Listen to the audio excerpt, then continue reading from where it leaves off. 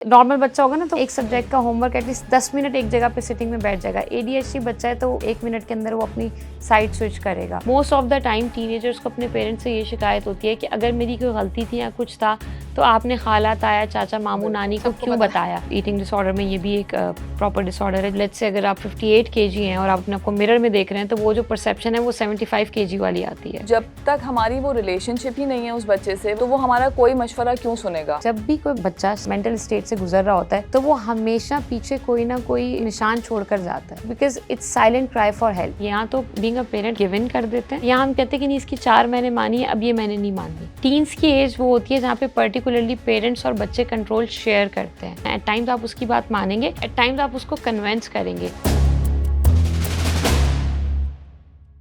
हम अपने बच्चों के स्टैंडर्ड डेवलपमेंट माइलस्टोन्स तो आसानी से टिक ऑफ कर लेते हैं, लेकिन कभी ये सोचा है कि उनकी फिजिकल ग्रोथ के साथ साथ मेंटल ग्रोथ भी हो रही होती है, और हम कितनी आसानी से ब्रश ऑफ कर देते हैं बाय सेइंग बड़े हो गए हो, अब बच्चों वाली हरकतें नहीं करो।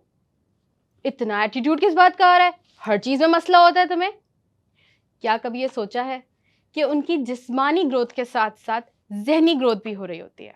तो आज हमने इसी मौजू पे बात करने के लिए बुलाया है डॉक्टर ताहिरा अनस को, जो कि क्लिनिकल साइकोलॉजिस्ट और प्रोजेक्ट मैनेजर हैं हाउस ऑफ ब्लेसिंग्स पे। अस्सलाम वालेकुम। वालेकुम सलाम Fariyal, thank you so much for having me at Momcast. अस्सलाम वालेकुम ताहिरा, कैसी हैं आप? वालेकुम सलाम यमुना, मैं बिल्कुल ठीक हूँ, आप कैसी हैं? अल्हम्दुलिल्लाह। अच्छा ताहिरा, मेरे जहन में सबसे पहला जो सवाल आ रहा है, क्योंकि हम टीनेजर्स की बात कर रहे हैं आज, तो मुझे ये बताएं कि मेंटल हेल्थ है क्या when it comes to teenagers? अच्छा, मेंटल हेल्थ की जब हम बात करते हैं ना तो वो टीनेजर्स में, एडल्ट्स में, चाइल्डहुड में सब में सेम है। सिम्टम्स डिफरेंट होते हैं, सम बहुत डिसऑर्डर्स डिफरेंट होते हैं, लेकिन वो सब में सेम ही होती है। देखिए, जब भी हम सेहत की बात करते हैं तो हम ऑटोमेटिकली कंसीडर करते हैं फिजिकल वेलबींग को। अगर आप दिखते सही हैं, आपको कोई बीमारी नहीं है, तो हम समझते हैं कि आप सेहतमंद हैं। जिस्मानी सेहत जब तक नहीं होती, WHO के हिसाब से जब तक आप ज़हनी तौर पे सेहतमंद नहीं हैं, किसी भी शख्स को सेहतमंद कंसीडर नहीं किया जा सकता। अच्छा, ज़हनी सेहत क्या है? किसी भी ज़हनी बीमारी का ना होना। जैसे जिस्मानी सेहत भी यही होती है ना, अगर आपके दिल का कोई आर्ज़ा नहीं है, आपको कहीं पे तकलीफ़ नहीं है, आपके गुर्दे में कोई तकलीफ़ नहीं है, सर में कोई दर्द नहीं है, कोई फ़िज़िकल डिसेबिलिटी नहीं है, तो हम कहते हैं कि ये शख्स जिस्मानी तौर पे सेहतमंद है। बिल्कुल उसी तरह से अगर आपको कोई ज़हनी आर्ज़ा नहीं है, डिप्रेशन है, एंग्ज़ायटी है, स्ट्रेस है, अगर आपको इस तरह की कोई ज़हनी आर्ज़ा नहीं है, तो हम उस शख्स को ज़हनी तौर पे सेहतमंद कंसीडर करते हैं। तो ताहिरा, क्या आप लिस्ट डाउन कर सकती हैं कि क्या-क्या प्रॉब्लम्स हैं जो मेंटल हेल्थ की जो अकर कर सकती हैं टीन्स में? अच्छा, जो बहुत कॉमनली डिसऑर्डर्स हैं जिनके ऊपर हम बात भी करेंगे, एंग्ज़ायटी है, डिप्रेशन है, स्ट्रेस है, परफॉर्मेंस एंग्ज़ायटी है, अगेन इसी तरह से ईटिंग डिसऑर्डर्स हैं। अब डिप्रेशन एंग्ज़ायटी की तो फिर भी आपने बड़ा कॉमनली सुना होगा कि लोग टीन्स में बात करते हैं। अनफॉर्चुनेटली ईटिंग डिसऑर्डर्स जो टीन्स के अंदर है उसके ऊपर हम इतनी ज़्यादा बात नहीं कर रहे होते हैं। बिल्कुल, सेल्फ हार्म भी है, PTSD है। अच्छा, जब हम इसको ज़्यादा डिटेल में डिस्कस करते हैं तो सुसाइडल आइडिएशन है, सेल्फ हार्म है, सब्सटेंस अब्यूज़ है। हाँ राइट, बिल्कुल, जिसके ऊपर एग्जैक्टली। बिल्कुल हमें ऐसा, और स्पेशली अगर हम पाकिस्तान की बात करते हैं तो हमें ऐसा लगता है कि चूंकि हमारी मुस्लिम सोसाइटी है तो हमारे यहाँ बच्चे कहाँ नशा करते होंगे, बट अगेन आपने अभी बड़ा रिसेंटली इतने केसेस देखे जहाँ स्कूल में भी ये चीज़ हो रही है।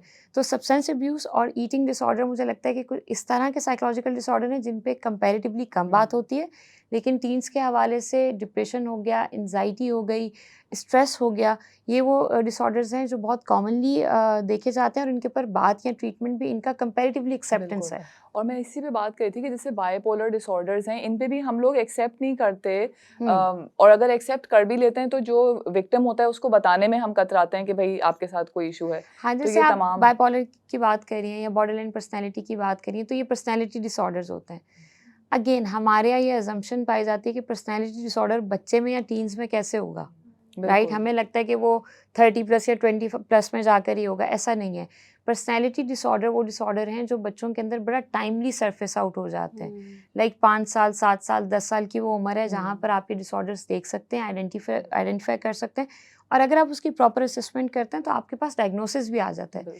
देखिए, कोई भी बीमारी जितनी जल्दी पता चलती है उतनी जल्दी उसका हल करना, उसको ट्रीट करना, उसका इलाज करना आसान हो जाता है। मैं अभी अनफॉर्चुनेटली इसी बात पे आ रही थी, सॉरी मैं आपकी बात कट कर रही हूँ, क्योंकि आपने कहा ना 30 और 35 में हम वो चीज़ एक्नॉलेज कर रहे होते हैं। तो मुझे इस बात का जवाब दीजिएगा कि इन सब प्रॉब्लम्स के क्या इफ़ेक्ट्स होते हैं आगे जाके, क्योंकि हम अब इस वक्त जिस सोसाइटी में रह रहे हैं उस वक्त तो हम बहुत इजीली एक्नॉलेज कर लेते हैं कि फ़लाँ बंदा है, उसको गुस्से का मसला है, फला बंदा है, वो कहीं भी कुछ भी बोल देता है।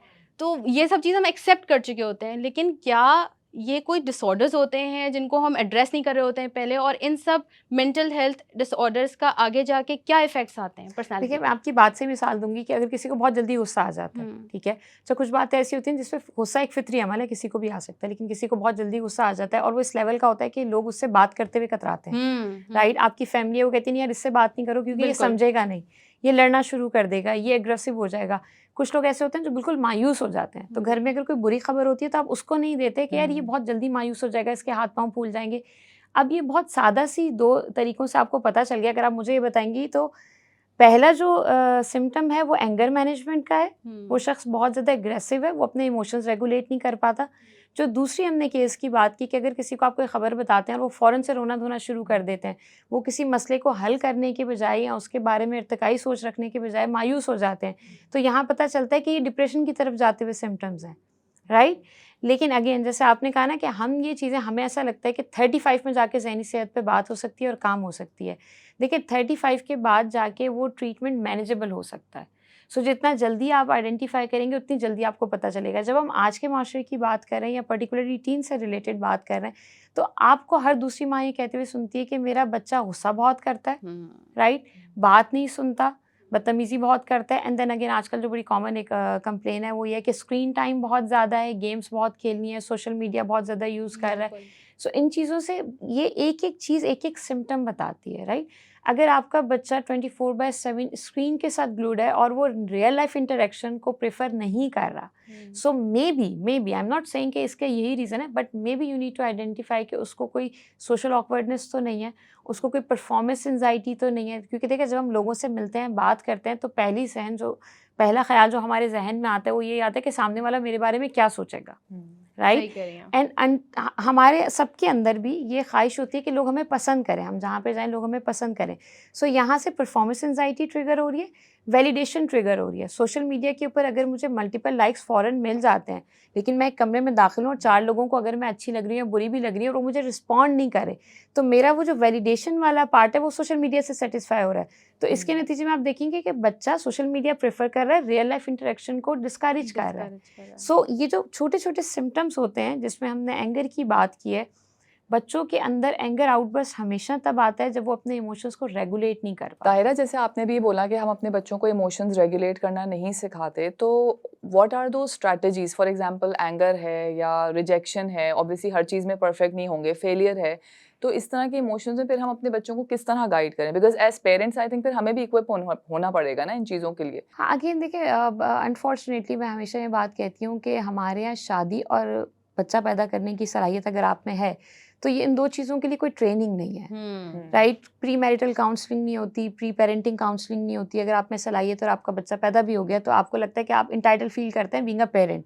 सो अगर मैं डिसफंक्शनल पर्सन हूँ, मुझे अपने इमोशंस रेगुलेट करना नहीं आते, तो मैं अपने बच्चे को भी वो नहीं सिखाऊँगी।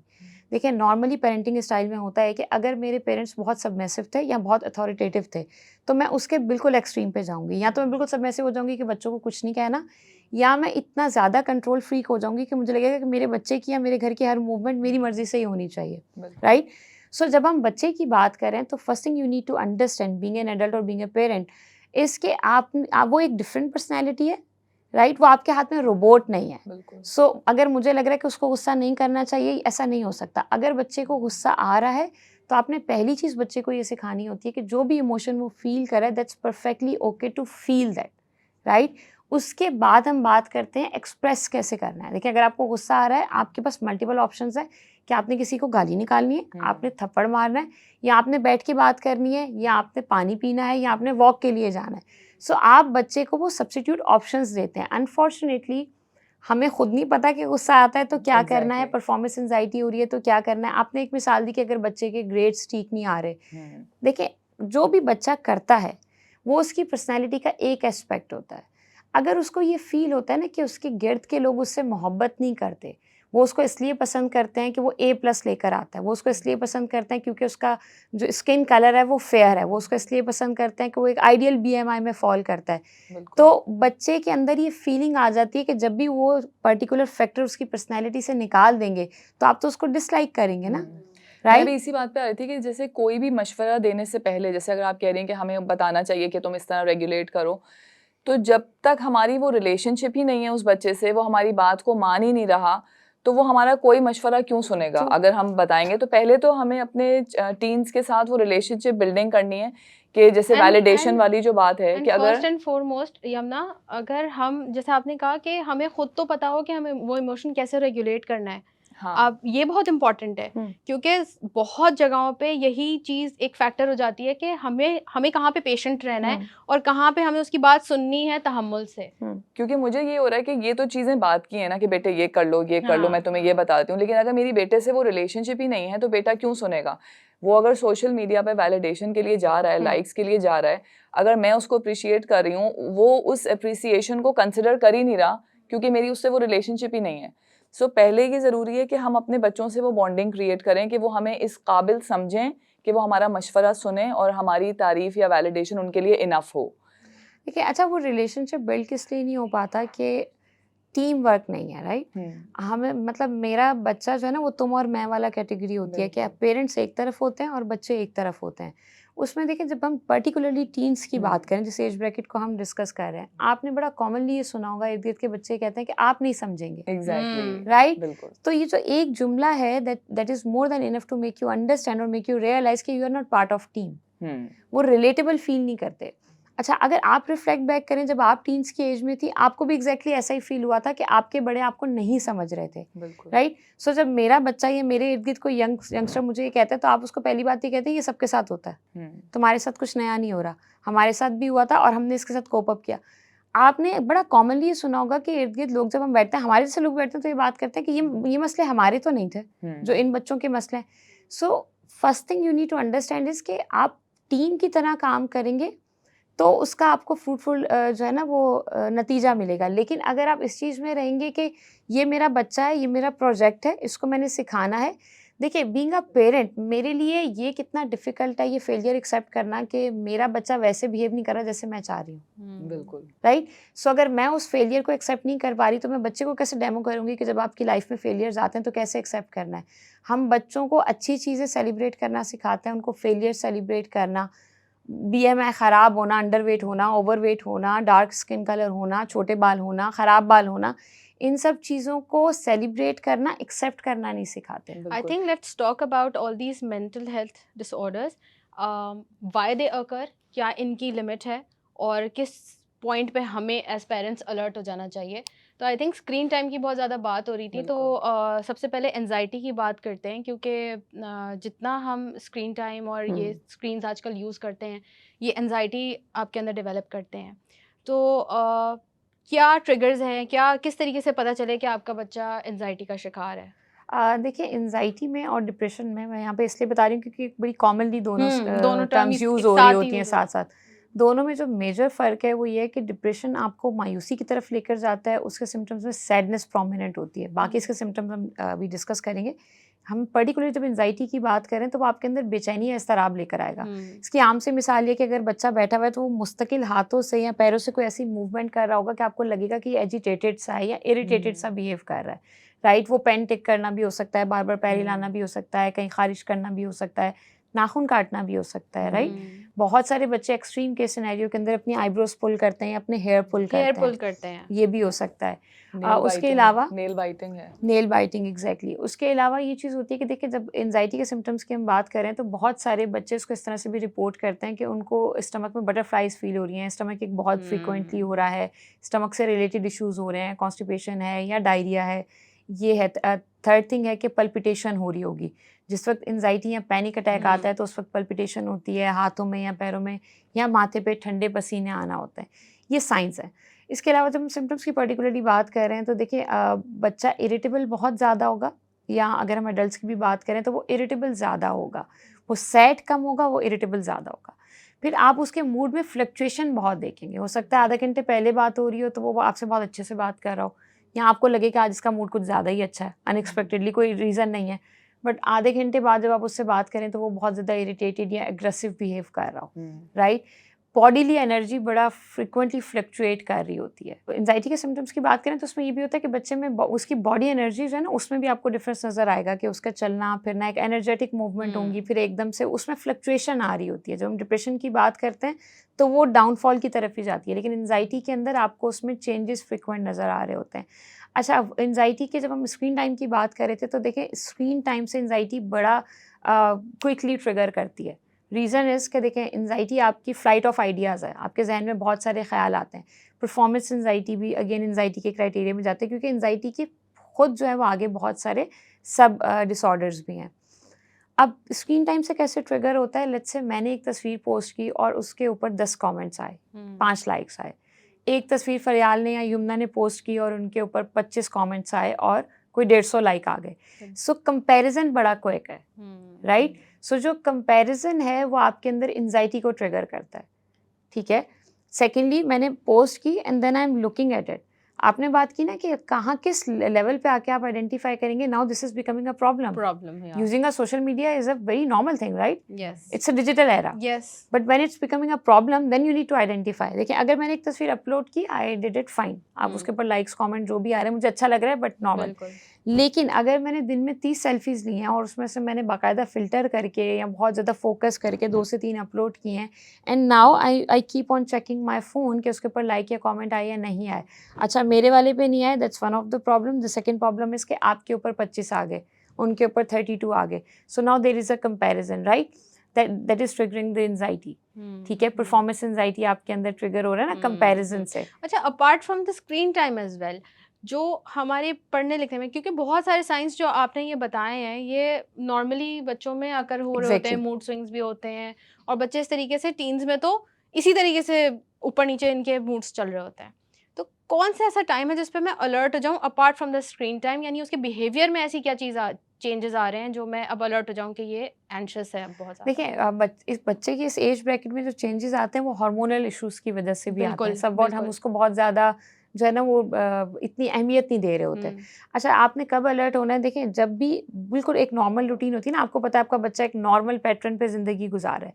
लेट्स से जिन एक्टिविटीज़ में उनको मज़ा आता है करने में, वो चाहे स्पोर्ट्स हो, चाहे स्कूल जाना हो, चाहे ट्यूशन हो, या किन्हीं दोस्तों से मिलना हो, आपने रियलाइज़ करना शुरू किया कि अब ये 1 महीने से या 2 हफ्ते से उन चीज़ों में कम दिलचस्पी ले रहा है। उसी दोस्त जिससे वो बात करने में, जिसके घर जाने में, उसको घर इनवाइट करने में वो इंटरेस्टेड था, वही कज़न जब वो घर आता था तो बच्चा उससे खेलता था।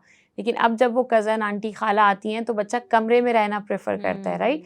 अच्छा, अब यहाँ पर आपको ये डिफरेंशिएट करना पड़ेगा कि अगर वो हमेशा कमरे में रह रहा है तो then it's a problem, but if it's once in a blue moon thing और उसके पीछे जेन्युइन रीज़न है तो इट्स नॉर्मल, राइट? सो आपकी देखिए, नॉर्मल होने का और अब नॉर्मल होने का क्राइटेरिया बहुत सिंपल है कि जो भी सिम्टम्स हैं, अगर आपने 2 वीक्स तक वो नोटिस किए हैं अपने बच्चे में या अपने इर्द गिर्द किसी यंगस्टर में, तो इट्स ऑलवेज बेटर कि आप उसकी असेसमेंट करवा लें। असेसमेंट के लिए आप हमेशा माहिर नफ्सियात या क्लिनिकल साइकोलॉजिस्ट के पास जाते हैं, वो असेसमेंट करके आपको डायग्नोसिस देते हैं। जैसे मैंने आपको कहा कि एंजाइटी के सब पार्ट्स बहुत सारे हैं, राइट? तो हमें तो कॉमनली एंजाइटी और डिप्रेशन पता है ना, लेकिन इसके सब पार्ट्स भी हैं। तो वो आपको डायग्नोसिस देते हैं। डायग्नोसिस के बाद अगर मेडिसिन रिक्वायर्ड होती हैं तो आप साइकेट्रिस्ट के पास जाते हैं। अगर रिहेबिलिटेशन रिक्वायर्ड होती है तो आप एडमिट करवाते हैं, लेकिन मोस्ट ऑफ द टाइम ये टॉक थेरेपी से हल हो जाते हैं। ताहिरा, अभी आप एंजाइटी की जैसे बात कर रही हैं, अगर हम सोशल एंजाइटी की बात करें, जैसे आप बता रही हैं कि बच्चा कमरे में आइसोलेटेड है, तो उसके क्या ट्रिगर्स होते हैं and how are parents supposed to deal with that? देखिए, अगर बच्चा सोशली ऑकवर्ड बिहेव कर रहा है, राइट? उसके स्कूल का कोई फंक्शन है, जैसे मेजरली एक तरह आपने कहा ना कि एंटरटेनमेंट फंक्शन होते हैं, हम उनको हटा देते हैं। स्कूल में कोई फंक्शन है, लाइक फाइनल ईयर का फंक्शन है और बच्चा वहाँ नहीं जाना चाहता, या अगर वो जाता है, देखिए जब भी कोई बंदा या कोई बच्चा साइकोलॉजिकल डिसऑर्डर से या मेंटल स्टेट से गुजर रहा होता है, तो वो हमेशा पीछे कोई ना कोई जो है ना वो निशान छोड़कर जाता है, right? Because it's silent cry for help. अमूमन हम उसको जो है ना वो डिसरिगार्ड कर रहे होते हैं। सो अगर आपका बच्चा लेट्स से स्कूल का कोई फंक्शन है और आप उसको कह रहे हैं कि चलो, तो वो आपसे कह रहे हैं कि नहीं मैं नहीं जाना चाहता। आपने उसको फर्दर प्रोब किया कि भाई तुम क्यों नहीं जाना चाहते, और वो आपको बताते हैं कि नहीं मुझे लगता है कि मेरा रिजल्ट अच्छा नहीं आएगा। So now you can understand कि it's a performance anxiety, right? Because वो लोगों को इसलिए फेस नहीं करना चाह रहा कि उसको लगता है कि उसका रिजल्ट अच्छा नहीं आया होगा, तो उसके पेरेंट्स उस चीज़ से शर्मिंदा होंगे या बाकी लोग उसको पसंद नहीं करेंगे, राइट? अगर आप किसी शादी में जा रही हैं और आपके इर्द-गिर्द कोई छोटी लड़की है और आपको बताती है कि नहीं मैं इस शादी में नहीं जाना चाहती, आपने उससे ज़्यादा से ज़्यादा बात की, आपने उसको पूछा कि भई क्यों नहीं जाना चाहते? तो उसने बताया कि नहीं मेरा वज़न बहुत ज़्यादा है। आप फलाँ आंटी की बच्ची देखें वो मेरी उम्र की है और उसका वज़न कितना कम है, मेरा वेट ज़्यादा है, मेरे ऊपर कोई कपड़े सूट नहीं करते, right? So now you see कि वो बच्चा अपने आप को सोशली आइसोलेट कर रहा है due to certain psychological reasons. So वो जो रीजंस होते हैं वो that becomes very obvious with the passage of time. बहुत सारे लोगों के लिए रूम उनका कंफर्ट जोन होता है, सो दैट इज फाइन। लेकिन अगर आपका बच्चा उसको एस्केप के तौर पे यूज कर रहा है and you can identify that, तो इसके लिए बहुत ज़रूरी और बहुत अहम ये है कि आप जितना जल्दी हो सके आप प्रॉपर हेल्प लें। नहीं तो फिर पेरेंट्स हेल्प के अलावा पेरेंट्स खुद काउंसलिंग कर सकते हैं? What how should they talk to their child about it? कि फ़र्ज़ करें अगर मेरी कोई बच्ची है या बच्चा है जो सोशली विथड्रॉन है, तो being a parent before I seek any help मैं खुद क्या करूं as a parent? Thank you so much Yamuna for asking this because it's a very beautiful question. Usually होता ही है कि हमारे पास ये ऑप्शन होता है, लाइक आप मुझे अगर कहें कि मुझे इस वक्त गर्मी लग रही है, तो मेरा पहला रिस्पॉन्स ये होगा कि नहीं गर्मी तो नहीं है, राइट? सो बच्चा कह रहा है कि नहीं मैं बाहर जाऊंगा सब मेरा मजाक उड़ाएंगे, तो आप उसे कहते हैं नहीं कोई मजाक नहीं उड़ाता, राइट? अगर मेरा वेट बढ़ा है मैं अच्छी नहीं लगती, तो आप उसे कहते हैं नहीं तुम सही लग रही हो। सो जब आपने सामने वाले की फीलिंग्स को इनवैलिडेट कर दिया तो वो एक बैरियर आ गया कम्युनिकेशन में। Now it's me and you, it's your opinion against my opinion, right? So आपने जो पहली चीज़ है बीइंग अ पेरेंट और being an elder in somebody's life, आपने इनवैलिडेट नहीं करना। अगर आपको बच्चा कहता है कि उसको ये चीज़ फील हो रही है, तो आप उसको कहते हैं कि ठीक है अगर तुम्हें फील हो रही है तो this is right, but let's talk about it कि हम इसको कैसे बेहतर कर सकते हैं। मोस्ट ऑफ द टाइम जो साइकोलॉजिकल डिसऑर्डर टीन्स में आता है it's because of parents. Sadly I have to say it's because of parents और एडल्ट्स अराउंड देम। व्हाई? मैंने बच्चे के साथ बैठ के एक प्रॉपर जो है ना वो रूटीन बनाया उसके वेट लॉस जर्नी के लिए। We all can relate with it कि it's a very difficult journey, right? अच्छा, दूसरे दिन आप बच्चे से आके कहते हैं ओह तुमने कल तो बड़े शौक से बैठ के रूटीन बनाई थी, आज तो तुम फिर दोबारा लेटी हुई हो, right? So there you need to understand कि आपने बच्चे को टॉन्ट नहीं करना, आपने बच्चे को लेबल भी नहीं करना, राइट? बहुत दफ़ा होता है ना ओ तुम्हें सिर्फ एंजाइटी हो रही है बेटा, ये कुछ भी नहीं है 15 मिनट में चली जाएगी। No you don't have to do this, right? That's not your job. You just have to accept it कि वॉट एवर ही और she is feeling it's genuine feeling and you respect that feeling genuinely and then you are there to support them.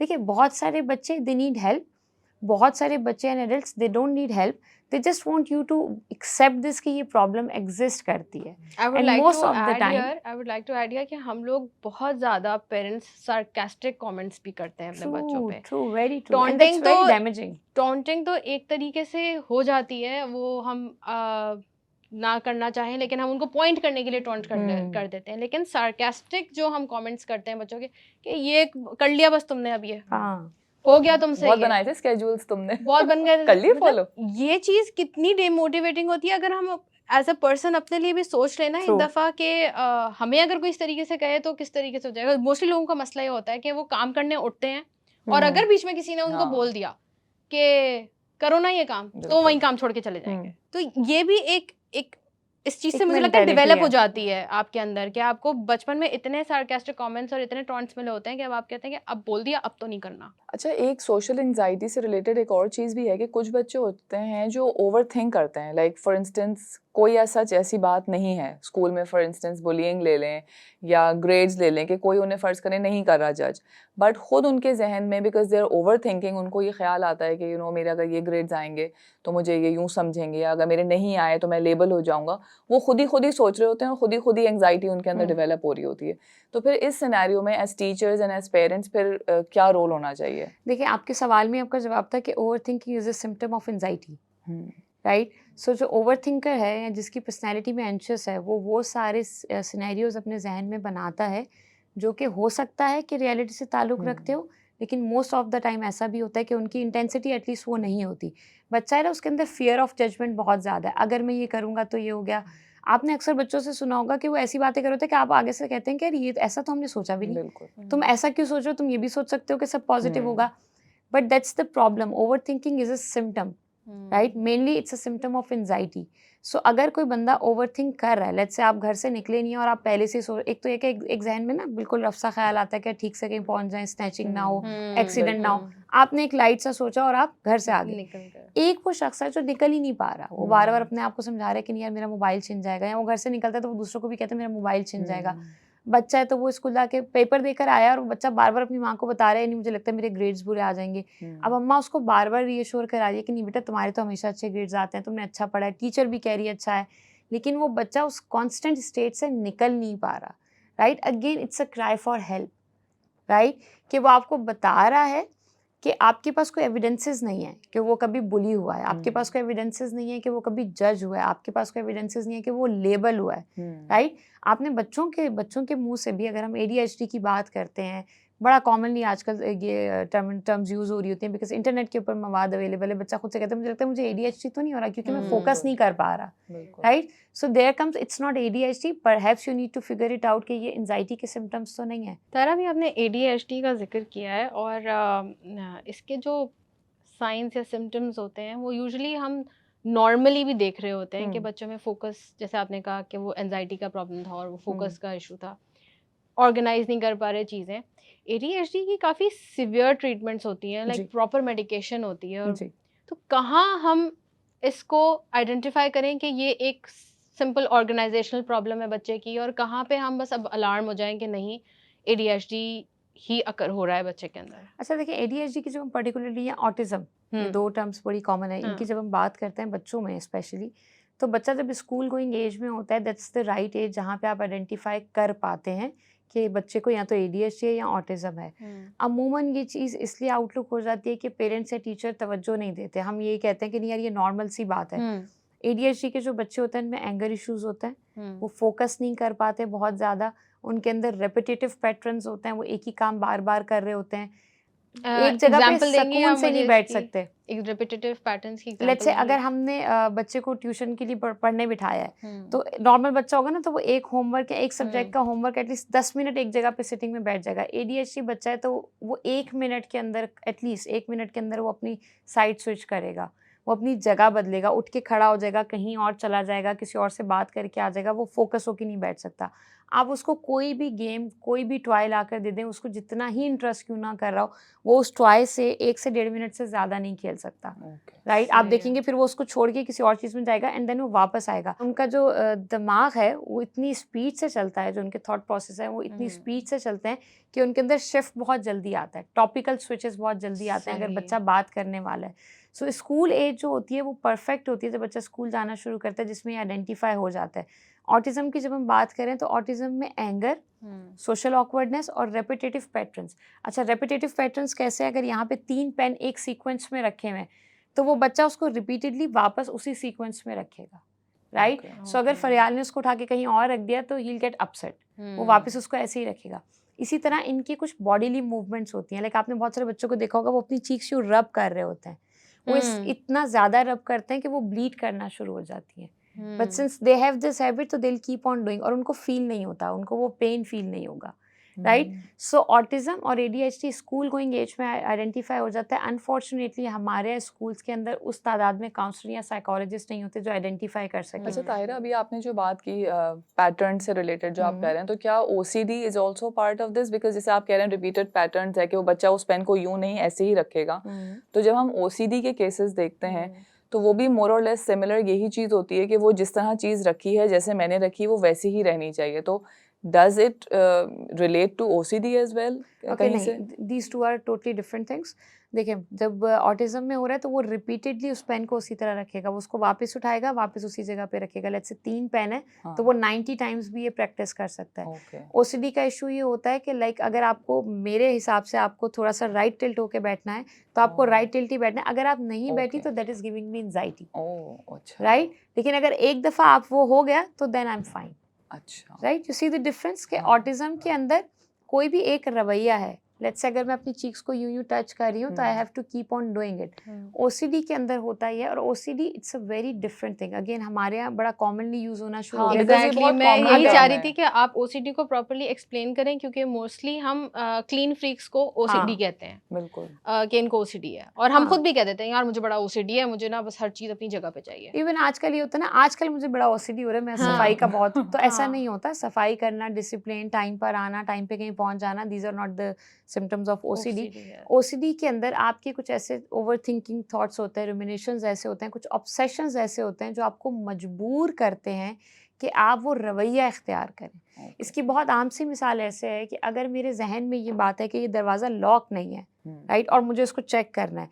अब ये मेरे जहन में एक thought आ रहा है, मैंने सही। देखा कि जब मैं आई थी तो मैंने ये लॉक किया था, बट वो थॉट इतना ज़्यादा स्ट्रॉन्ग है कि वो मुझे मजबूर कर दे कि मैं यहाँ से 10 टाइम्स उठकर जाऊँ और उसको चेक करके आऊँ कि ये लॉक्ड है या अनलॉक्ड है। ओके। You see the हाँ, severity and हाँ, intensity, वो repeated। right? And it's not about cleanliness. They keep on washing their hands because they don't get satisfied with it. So it's not about cleanliness. Cleanliness तो बहुत simple है ना, मैंने एक दफ़ा हाथ हाँ, धोया, दो बिल्कुल। दफ़ा धोया और मुझे इत्मीनान हो गया, मैंने हैंड आप वॉश से बार धोया, बार वही कलमा पढ़ चीज के किए धो लिया जाएं। तो मैं मुतमईन हो गई। हाँ, बट अगर आपको ओसीडी है तो you won't believe कि वो लोग 4-4 घंटे नहा सकते हैं और ये उसकी वो वजह से उनको स्किन एलर्जीज और स्किन इश्यूज आ जाते हैं। तो OCD is a totally different thing. Most of the time वो किसी ट्रॉमा के नतीजे में होता है, not all the time but most of the time वो किसी ट्रॉमा के नतीजे में होता है। लाइक हमने अमूमन अपनी प्रैक्टिस में ये देखा है कि अगर कोई बच्चा, कोई खातून या कोई शख्स अपने बचपन में फिजिकली या सेक्सुअली अब्यूज abuse हुआ हो, हुआ है। तो उसके बड़े स्ट्रॉन्ग चांसेस हैं कि जब gradually with the passage of time आप उनके अंदर ओसीडी सिम्टम्स देखना शुरू करते हैं। And it's a very painful disorder, it's very painful disorder. तो उसको इतना फ्रीक्वेंटली या इतना कॉमनली यूज़ करना it's not the right thing. और आप अपने आप को लेबल भी नहीं कर सकते until unless you have the proper diagnosis from a professional or उसकी clinical severity वो एक psychologist. अलग लेवल की अच्छा, होती है। ये मेरे ख्याल से ओसीडी हमें एक और तरफ लेके जा रहा है, जो आपने कहा कि ये यूजुअली ट्रॉमास का होता है। तो पीटीएसडी भी डिसऑर्डर्स होते हैं, बिल्कुल। Post traumatic stress disorders. उनको आइडेंटिफाई करने के लिए और उसके अंदर कौन कौन से डिसऑर्डर्स लाई करते हैं जिसकी जो अफेक्ट कर सकते हैं उसको। देखिए, जब भी आपको किसी ट्रॉमा के नतीजे में, किसी लॉस के नतीजे में, अगर हम पर्टिकुलरली टीन्स के बात करें, लेट्स से किसी फेलियर के नतीजे में, किसी रिलेशनशिप इश्यूज़ के नतीजे में, फैमिली में किसी की डेथ हो गई, कुछ छोड़ के चला गया, उसके नतीजे में जब भी आपको स्ट्रेस के या एंजाइटी के सिम्टम्स आते हैं, जिसमें फ्रीक्वेंट क्राइंग स्पेल्स हो सकते हैं, एंगर आउटबर्स्ट हो सकता है, सोशली विथड्रॉन होना हो सकता है, एपिटाइट और स्लीप, सारे जो साइकोलॉजिकल डिसऑर्डर्स हैं उनके अंदर एक चीज़ आप बड़ी जनरली समझ सकते हैं कि अगर आपकी एपिटाइट डिस्टर्ब हुई है या आपकी स्लीप डिस्टर्ब हुई है, आप ओवर स्लीप कर रहे हैं या अंडर स्लीप है, आपकी एपिटाइट बढ़ गई है या घट गई है, दोनों सूरतों के अंदर it's a sign and symptom of psychological disorder. So PTSD में भी होता है कि अगर आपका बच्चा या कोई टीन्स मेजरली किसी लॉस से गुजरा है तो आपको खुद ही से ये अज्यूम करना चाहिए कि उसका पोस्ट ट्रॉमेटिक टाइम और फेज चल रहा है and it's always better to get help. उसके अंदर ज़रूरी नहीं है कि आप जाके डायग्नोसिस लें या आप जाके असेसमेंट कराएं। जैसे हमने ऑटिज़म की बात की, ओसीडी की बात की, वहाँ पे डायग्नोसिस की, असेसमेंट की एक इम्पॉर्टेंस है। लेकिन जब हम पीटीएसडी की बात कर रहे हैं तो it's not very much important कि आप जाके असेसमेंट करवाएं और डायग्नोसिस लें। इट्स ऑलवेज इम्पॉर्टेंट कि अगर आप सपोर्ट ग्रुप में चले जाते हैं वो भी हेल्प करता है, आप काउंसलर के पास जाते हैं, आप किसी से बात कर पाते हैं, साइकोलॉजिस्ट के पास जाते हैं, वो भी हेल्प करता है। And in worst case scenario psychiatric medicine भी दी जाती हैं। जब हम बच्चों की बात कर रहे हैं तो बहुत कॉमनली सिम्टम्स पीटीएसडी के ये भी आते हैं कि आप जो हम अमूमन डिस्कस नहीं कर रहे होते कि उनका यूरिन पे कंट्रोल नहीं रहता। आप अमूमन देखें जो बच्चियां या बच्चे सेक्सुअल अब्यूज से या फिजिकल अब्यूज से गुजरते हैं, घर में किसी लड़ाई अम्मा अब्बा की स्पेशली अगर उन्होंने देखी है, तो उसके बाद उनका यूरिन पे ब्लैडर पे कंट्रोल नहीं रहता, राइट। अच्छा, उनकी नींद बहुत ज़्यादा, बच्चा बहुत ज़्यादा ओवर स्लेप्ट रहता है, आप जब भी उसको देखें तो वो सो रहा है, ठीक है, तो उसने उसको एस्केप के तौर पे बना लिया। तो पीटीएसडी के कॉमनली जो सिम्टम्स देखने में आते हैं, एट टाइम्स ये भी हो सकता है कि नींद उड़ जाए, लेकिन कॉमनली जो सिम्टम्स देखने में आते हैं उसमें ये होता है कि बच्चा कम खाता है, ज़्यादा सोता है, ब्लैडर पे कंट्रोल नहीं रहता, क्राइंग स्पेल्स होते हैं। एंजाइटी में कंपैरेटिवली क्राइंग स्पेल्स कम होते हैं, लेकिन पीटीएसडी के अंदर रोना बहुत ज़्यादा होता है। वो अपने उस इवेंट को बार बार रीलिव कर रहा होता है, right. So whatever loss they have face, वो उसको बार बार एक्सपीरियंस कर रहा होता है। सो उसको वैलिडेट करना, and then again as I said कि इसके लिए ज़रूरी नहीं कि आप डायग्नोसिस या वो असेसमेंट करवाएं। अगर आप थेरेपी की तरफ जाते हैं, सपोर्ट ग्रुप की तरफ जाते हैं, तो वो बहुत ज़्यादा मदद करता है। एक चीज़ और हम यहाँ पर ऐड करेंगे कि जब पीटीएसडी की हम बात करें तो नाइट टेरर्स भी होते हैं। अमूमन बच्चा आपको आके बताता भी है कि उसने ख्वाब ये देखा, या वो डर के उठा है, या वो उस डर की वजह से सो नहीं पा रहा होता। सो जितने भी ट्रॉमेटिक एक्सपीरियंसेस होते हैं वो अपने आप को कम्युनिकेट करने का एक तरीका ड्रीम्स भी होता है, एंड देन बिहेवियरल असेसमेंट है, क्राइंग स्पेल्स जैसे हमने कहा। तो ये सारे सिम्टम्स मिलके आपको ये बताते हैं कि आपका बच्चा समवॉट पीटीएसडी एक्सपीरियंस कर रहा है। सही, लेकिन आपने भी कहा कि पीटीएसडी के लिए आपको किसी थेरेपिस्ट के पास जाके उसको करवाने की ज़रूरत नहीं है, लेकिन एक और बात आपने कही थी कि OCD is also by product of a trauma. और अगेन अब जिस तरह से क्राइंग स्पेल्स और उसकी बात कर रही हैं, तो ये सब चीज़ें भी मुझे लगता है डिप्रेशन की तरफ बच्चे को लेकर जाते हैं या एक किसी भी नॉर्मल इंसान को लेकर जा रहे होते हैं। तो डोंट यू थिंक कि पीटीएसडी को तो बहुत ज़्यादा ही हमें क्लोजली मॉनिटर करना चाहिए कि कहीं ये कोई और डिसऑर्डर ना लीड कर जाए? एग्जैक्टली मैंने कहा था कि उसके लिए असेसमेंट की ज़रूरत नहीं होती, सही। राइट? जैसे बहुत सारे हमारे असेसमेंट के क्राइटेरिया होते हैं जिसमें आपका IQ EQ दोनों चेक किया जाता है। सही सो है। PTSD के लिए ज़रूरी नहीं है कि आप वो पूरे, क्योंकि असेसमेंट यूजुअली 4 आवर्स की होती है, 2 सिटिंग्स के अंदर ओके होती है, ओके ओके 3 वीक्स तक चलती है। अब अगर कोई पोस्ट ट्रॉमेटिक एक्सपीरियंस से गुजर रहा है और मैंने उसको असेसमेंट की डेट दे दी 1 महीने बाद की, so it's not going to help. मैं तो इसी उसके लिए बहुत ज़रूरी होता है कि एज सुन एज पॉसिबल आप काउंसलर, साइकोलॉजिस्ट या सपोर्ट ग्रुप जो भी आपको अवेलेबल है, आप उसमें अपने आप को उसमें एंगेज करें। मैं इसी पे आ रही थी कि इसका कोई टाइम ड्यूरेशन होता है, like I work in a school और उसमें ये होता है कि एक दो इंसिडेंसेस ऐसे हुए कि फैमिली में बहुत क्लोज थी बच्ची फुप्पो से या दादी से एंड किसी एक की डेथ हो गई, so the child was really disturbed and school नहीं आना, विड्रॉल हो गया फ़ौरन से ना कि स्कूल में दिल नहीं लग रहा, दोस्तों से बिल्कुल अवे हो गई and she had started having that fear कि यू नो मेरे अम्मी अब्बू भी चले जाएंगे क्योंकि दादी की अभी डेथ हुई रिसेंटली, तो कहीं मेरे अम्मी अब्बू भी नहीं चले जाएं। तो ये इस तरह के स्ट्रेसेस की कोई टाइम ड्यूरेशन होती है? Then I had to call her, फिर 1 to 1 हम बात करें, पेरेंट को यू नो अपने साथ ऑन बोर्ड लें आप। तो इसकी क्या कोई टाइम ड्यूरेशन होती है कि इतने टाइम पे हमें एक्टिवली उसको फ़ौरन एड्रेस करना है इशू को ताकि वो सॉल्व हो, और अगर वो नहीं हो तो फिर इट कैन प्रोलॉन्ग? अच्छा देखिए, मोस्टली ये होता है कि जब फैमिली में या किसी की लाइफ में इस तरह का कोई लॉस आता है, अगर घर में 10 लोग रहते हैं तो यू ऑलवेज नो कि कौन ज़्यादा वनरेबल है, right? So the first thing you need to do is कि आपको you need to extend that support, ठीक है?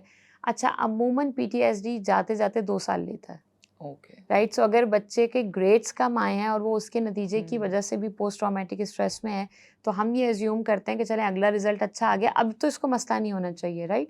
या जैसे आपने कहा कि फैमिली में डेथ तो एक बहुत बड़ा लॉस होता है ना, डेथ हो गई, कोई चला गया, पुप्पो की शादी होगी, बच्चा इससे भी अपसेट हो जाता है बिकॉज उसका एनवायरनमेंट चेंज हो गया।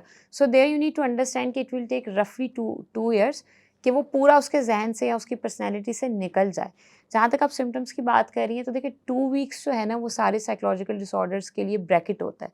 सो अगर 2 हफ्ते आपने सिम्टम्स देखे हैं कि ये परसिस्टेंट हैं, 2 हफ्ते एक बंदा कमरे से नहीं निकल रहा, कम खा रहा है, ज़्यादा सो रहा है या कम सो रहा है, ब्लैडर पे कंट्रोल नहीं है बच्चे के, उसको रात में ख्वाब आ रहे हैं और वो डर के उठ रहा है, या वो किसी कोई एक ही तरह की कंप्लेन बार-बार कर रहा है, पेट में दर्द। हमारे यहाँ, मैं एक चीज़ यहाँ पे और ऐड कर दूँ कि हमारे यहाँ ज़्यादातर एंग्जायटी के सिम्पटम्स हमें लगता है कि जी बड़े डिफरेंट होंगे ना, कोई कह रहा है मैं ओवरथिंक कर रहा हूँ।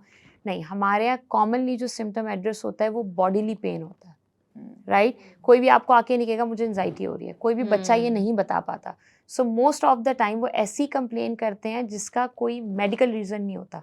लेट्स से बच्चा कह रहा है मेरे मुस्तकिल सर में दर्द है, आपने जो पॉसिबल टेस्ट थे वो कर लिया, आपको अंदाज़ा हुआ कि इसका कोई फिजिकल रीज़न नहीं है। So now you need to understand कि ये साइकोलॉजिकल रीजंस है। बच्चे के पेट में मुस्तकिल दर्द है, अमूमन एंग्जायटी में ये पिंडियों में दर्द रहता है, आपके कमर के जो पट्टे हैं इनमें खिंचाव या दर्द रहता है, सर का दर्द। बड़े लोग ज़्यादा कंप्लेन करते हैं, जो छोटे बच्चे होते हैं उनका आप देखेंगे टांगों का दर्द, कंधों का दर्द, इसकी कंप्लेन वो ज़्यादा करते हैं। सो यहाँ पे आपको ये समझने की ज़रूरत है कि बच्चा या कोई भी जो पोस्ट ट्रॉमेटिक स्ट्रेस से गुजर रहा है, बहुत दफ़ा ये भी देखने में आया है यमुना, कि PTSD के बाद लोग रोते नहीं हैं, राइट? और हम ये समझते हैं कि यार ये तो बड़े अच्छे से कोप अप कर रहा Strong है, है। क्योंकि ये रोया भी नहीं और ये मेहमानों को भी देख रहा था, ये सही बात कर रहा था। इवन हमारे पास सेक्सुअल अब्यूज़ के जब क्लाइंट या बच्चियाँ आती हैं, तो बहुत से लोग देख के कहते हैं कि नहीं यार इस बच्ची को, अभी भी हम हाउस ऑफ ब्लेसिंग की जब बात करें तो हमारे पास एक बच्ची है जिसने 18 ईयर्स के अंदर इतना फिजिकल और सेक्सुअल अब्यूज़ देखा है जिसकी हमें मिसाल ही नहीं मिलती, हम सोच ही नहीं सकते, रिलेट ही नहीं कर सकते। बट जब आप उस बच्ची को मिलते हैं तो शी सीम्स सो नॉर्मल। तो हर बंदा पहले ही कहते हैं नहीं यार इसको देखकर नहीं लगता कि इससे इतना अब्यूसिव टाइम गुजारा है।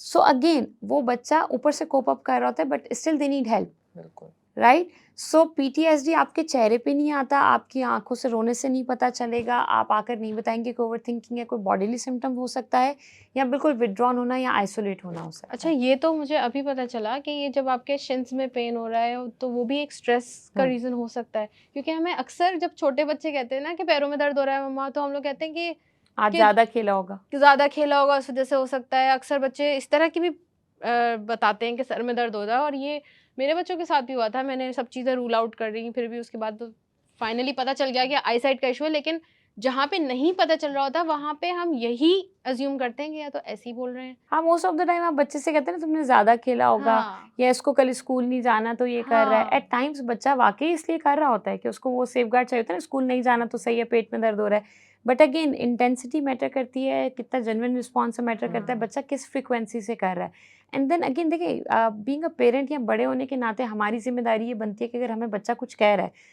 तो एक दफ़ा हम उसको सही दिल से और नियत से सुने कि असेस ये कर क्या लें। कह रहा है। हाँ, हाँ, असेस कर लें एटलीस्ट कि कोई और रीज़न क्या-क्या रीज़न्स हो सकते एग्जैक्टली। हैं। और जिस तरह से मैं आपसे कह रही हूँ ना कि ठीक है, हो सकता है वो बहाना कर रहा हो, लेकिन बट टू इसलिए बी अब अपनी अवेयर, जिम्मेदारी ये है। हाँ, टू बिल्कुल बी अवेयर कि ये भी एक साइन है, ये भी ज़रूरी है। बिल्कुल। अच्छा, यहाँ से एक और बड़ा सिवियर प्रॉब्लम है जो कि आजकल मैं फ़ील करती हूँ कि अपीयरेंस की वजह से जो आजकल लड़के और लड़कियों में आ जाता है, वो ये कि लड़कियाँ या तो बहुत ज़्यादा खाना पीना छोड़ देती हैं अपने टीन्स की एज में, ईटिंग डिसऑर्डर्स के बारे में मैं बिल्कुल। बात कर रही हूँ बेसिकली।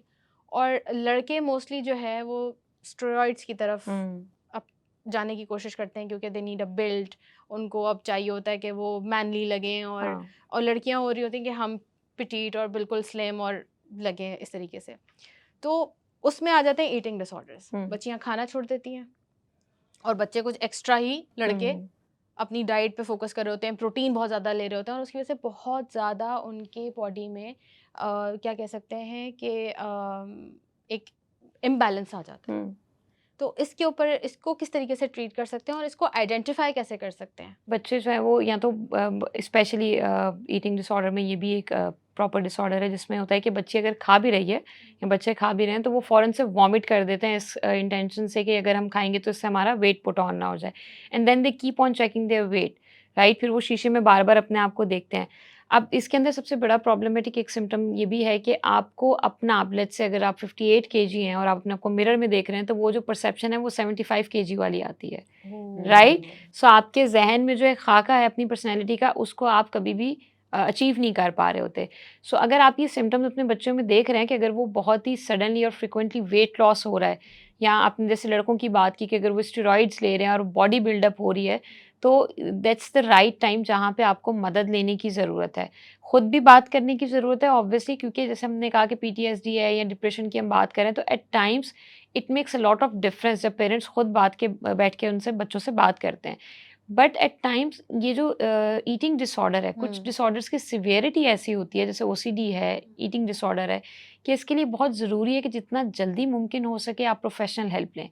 बाकी डिसऑर्डर्स के अंदर कंपैरेटिवली टॉक थेरेपी बहुत अच्छा रोल प्ले करती है और ज़्यादा इफ़ेक्टिव होती है, और साथ में सपोर्टिव थेरेपी के तौर पे मेडिकेशंस आती हैं। ईटिंग डिसऑर्डर्स में ज़रूरी ये होता है कि एज़ सून एज़ पॉसिबल उनको मेडिसिन्स पे डाला जाए, क्योंकि आपके ज़हन में ऐसे केमिकल्स रिलीज़ होते हैं जो आपको आपकी परसेप्शन के ऊपर इफ़ेक्ट करते हैं, आपकी ईटिंग हैबिट्स के ऊपर इफ़ेक्ट करते हैं, आपकी पर्सनैलिटी की जो एक आपके ज़हन में खाका है, पर्सोना जो है, उसके ऊपर इफ़ेक्ट करते हैं। तो जब आप वो मेडिसिन्स लेते हैं तो आपके वो केमिकल्स को बैलेंस आउट करता है।